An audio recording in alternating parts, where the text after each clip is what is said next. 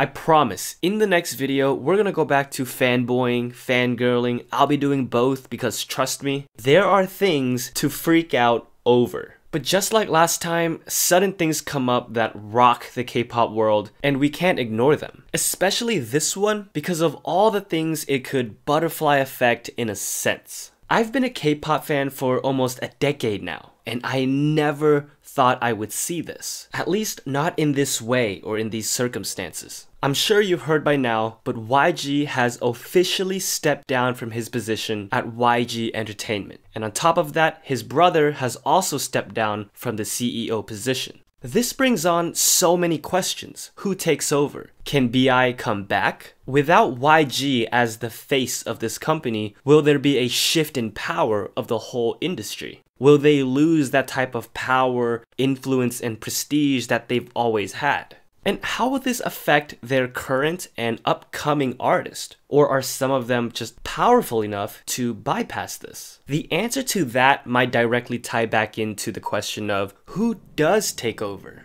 Is it a board of faceless people that will share that responsibility, kind of like he's hinting at? Or do you bestow that upon someone who has been there since they were a kid? Who has been groomed in the system, who knows the creative side, and probably even the business side of things as well. Beyond the G-Dragon option, maybe Teddy, who is running the black label under YG.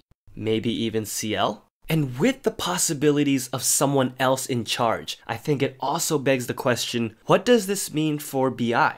Can he come back? Does he come back? I know our knee-jerk reaction is to want for him to return, join iKON, start making music again, and some even want him to run YG just for that poetic justice. But if you were BI, if you were Hanbin, do you want that spotlight back so soon? Is that the best thing? You know, I was talking to someone about this yesterday, and they brought up an interesting name and path that BI could possibly take. And that name that they compared it to was J Park. Now, their situations are and were very different. I'm talking about how they come back into the industry and why. If you've ever heard J Park talk about his situation, he felt as if the country was against him at that point. So in his mind, there was no choice for him but to go back home. And we didn't hear from him for a few years. Not knowing if he ever wanted to come back to entertainment, but again, after a few years, he released just a simple homemade video of him covering a song, letting us know that he still had that passion and also reminding everybody, yes, we do miss this guy and we do want him back in this industry.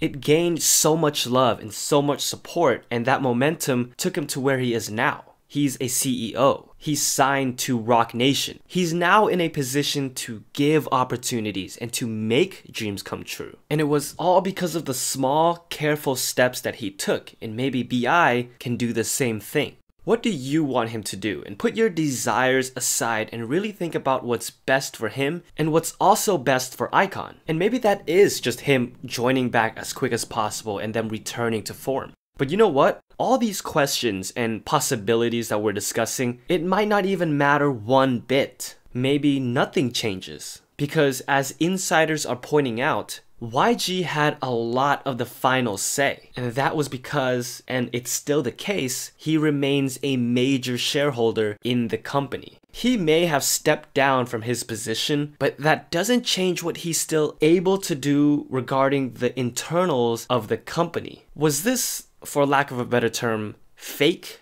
Just for public perception? Just a manual response we've seen companies do before?